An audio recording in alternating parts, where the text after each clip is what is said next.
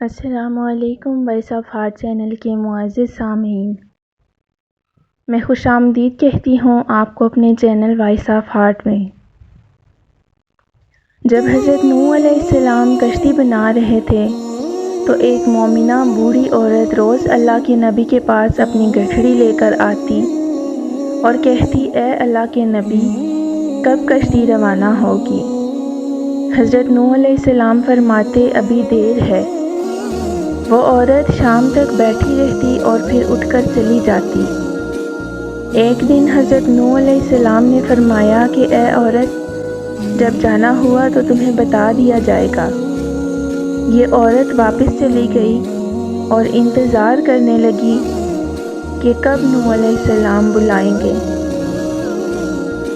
اس دوران عذاب آ گیا اور کشتی روانہ ہو گئی، لیکن حضرت نوح علیہ السلام نے اس عورت کو نہ بلایا۔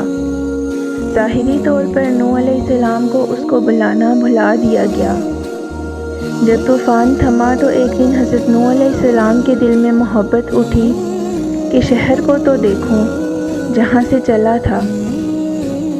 آپ علیہ السلام وہاں پر تشریف لائے اور قریب جا کر دیکھا تو ایک جھونپڑی میں دیا جل رہا تھا۔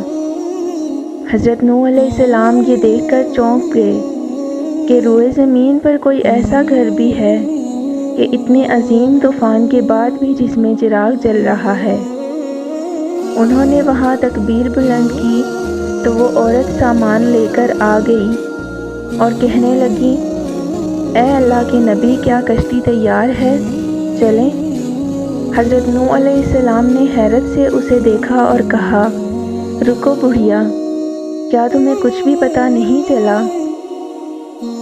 وہ کہنے لگی، یا نبی، بس ایک دن بادل گرجے تھے اور کچھ ہلکی سی پھوار پڑی تھی۔